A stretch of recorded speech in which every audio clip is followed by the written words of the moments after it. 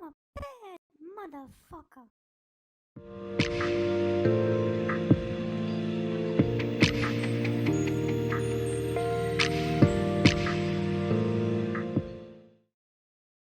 Hey, this is Russell Dobular sitting in for Jimmy Dore, who is performing in El Paso, Texas tonight. And I'm joined by Keaton Weiss. Hello, everybody. Cousin to Barry Weiss, as we will discuss later.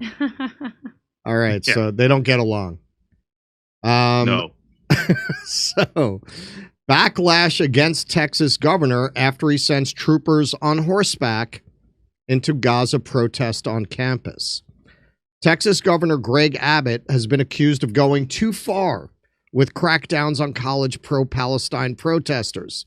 Up to 100 state troopers, including some on horseback, were called in to stop demonstrations at the University of Texas at Austin on Wednesday. Students are demanding that the college divest from manufacturers supplying weapons to Israel, a call that's been echoed on campuses nationwide.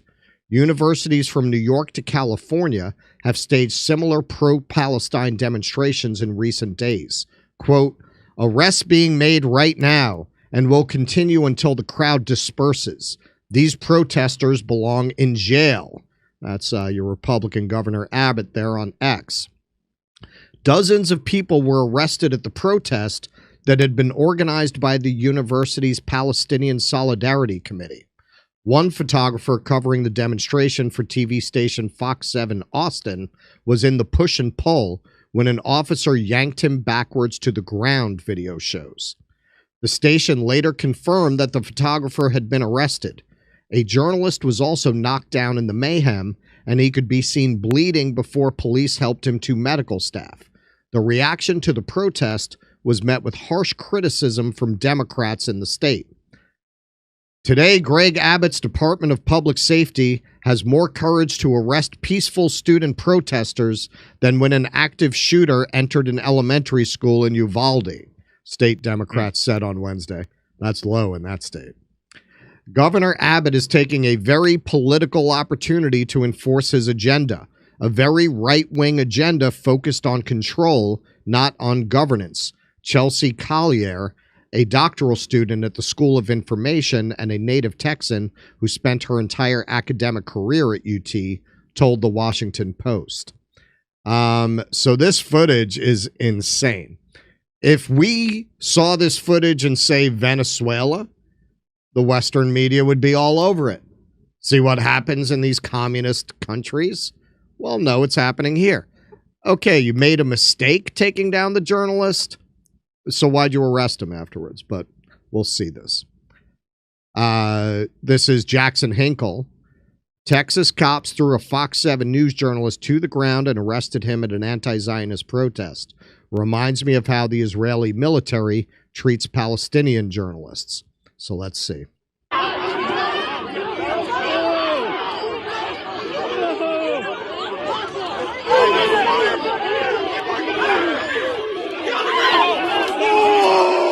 He's holding a camera. You can see he's holding a camera. You can see it's a professional camera.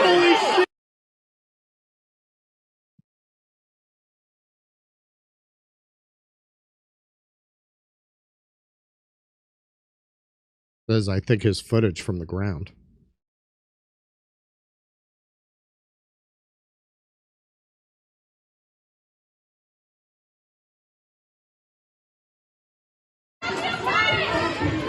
Who are you with? I'm with Fox 7. Fox 7? Yeah, What's your name? Carlos. Carlos, what do you think of this?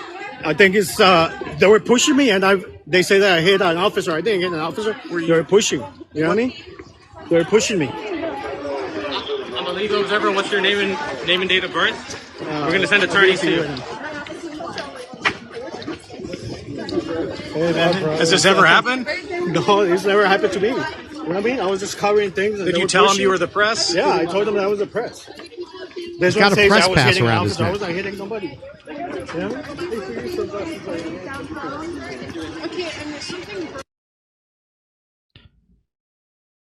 I was supposed to cover the Astros game this afternoon. I should have taken that job. Instead, I volunteered to come here.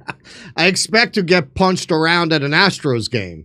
I could have been asking the manager, hey, why didn't you bring in the lefty in the 8th inning? Instead, I got this.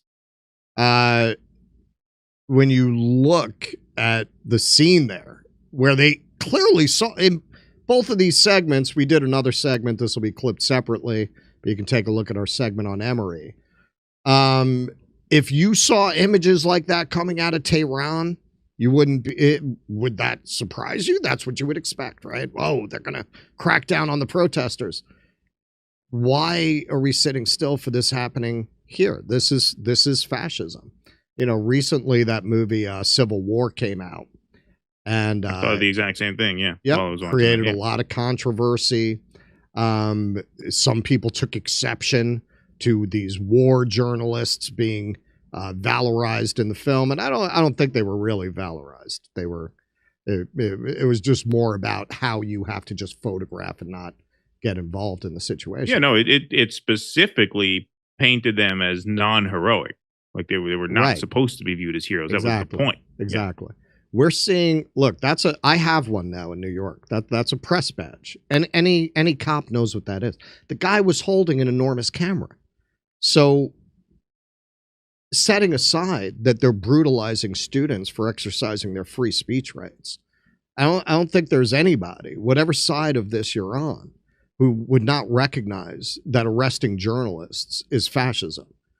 Like, if you're not on the road to fascism when journalists are getting beaten and arrested, what would be the road to fascism? And again, this is not under Donald Trump.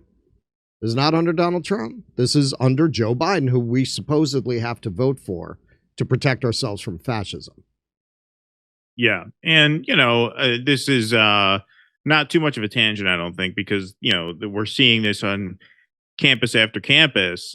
Yeah, like, how do these kids even go back to school after this? Like, how do you even resume campus life? How do you even stay enrolled? Right. Doesn't this just like disillusion you to the whole thing? And a bigger question, which is not answerable, I don't think, at the moment, but maybe it's something we should think about.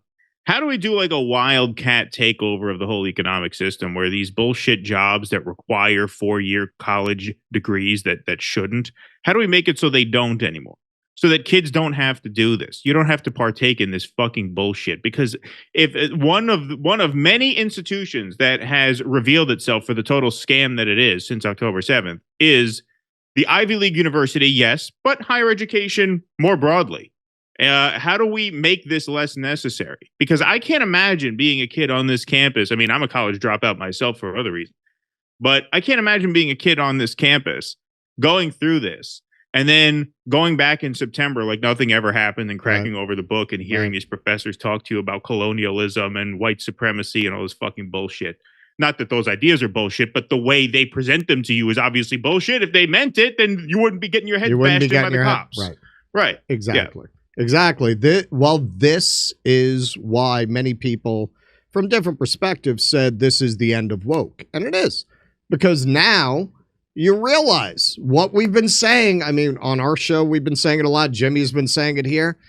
They want you fighting over culture to avoid you actually hitting them on an economic level, on a class level, fucking with their money. That's what they love, you fighting about who gets to use what bathroom. They love it. They love it. That didn't happen by accident. It didn't happen overnight. And frankly, at this point, I'm convinced it didn't happen organically. They elevated the most crackpot academics they could find, people like Judith Butler, people like Ibram X. Kendi.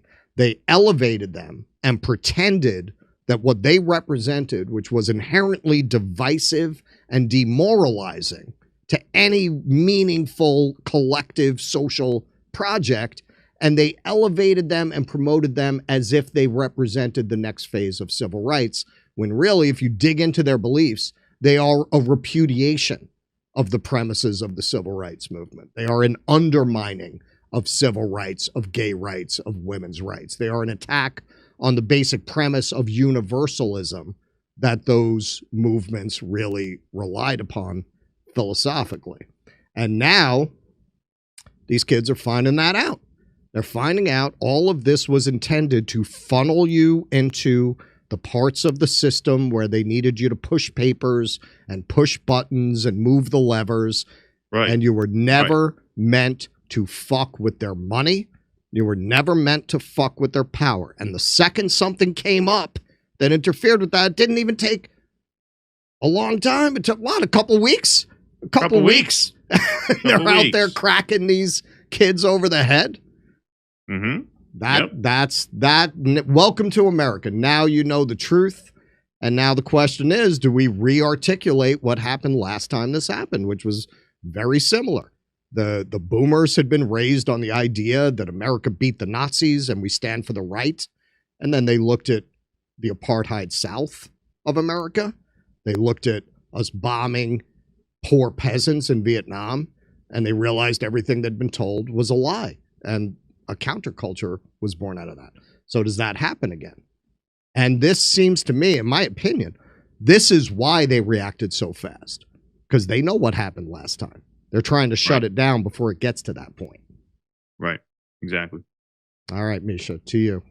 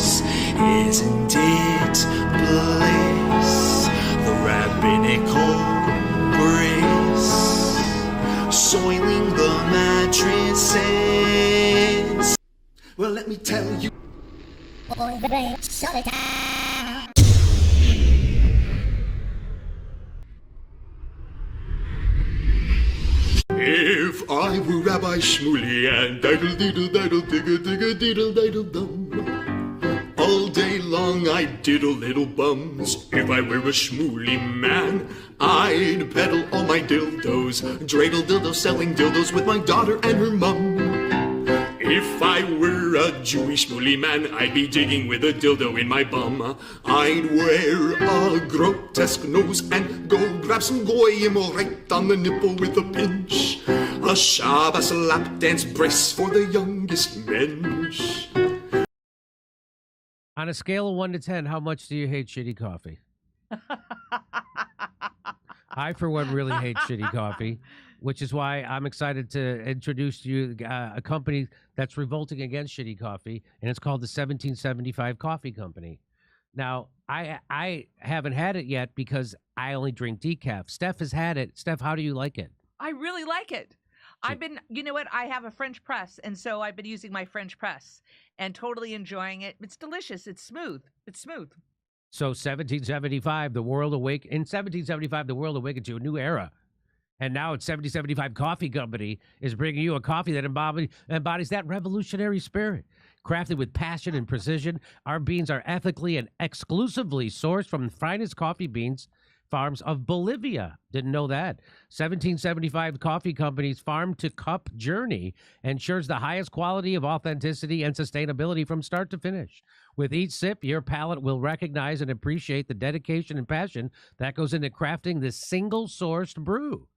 1775 Coffee Company takes pride in offering customers a truly exceptional coffee experience with their premium coffee collection. But their dedication to this revolution extends beyond the realm of taste. Safeguarding freedom of speech is critical right now, which is why 1775 Coffee Company has joined forces with Rumble in defense of one of our most fundamental rights, freedom of speech. Coffee that's sure to awaken all your senses, including the sense of freedom. So choose 1775 Coffee by going to 1775coffee.com/litter. That's LITTER, and use the code LITTER for 10% off the checkout on your first order. 1775 Coffee, brewed to perfection, crafted with revolution.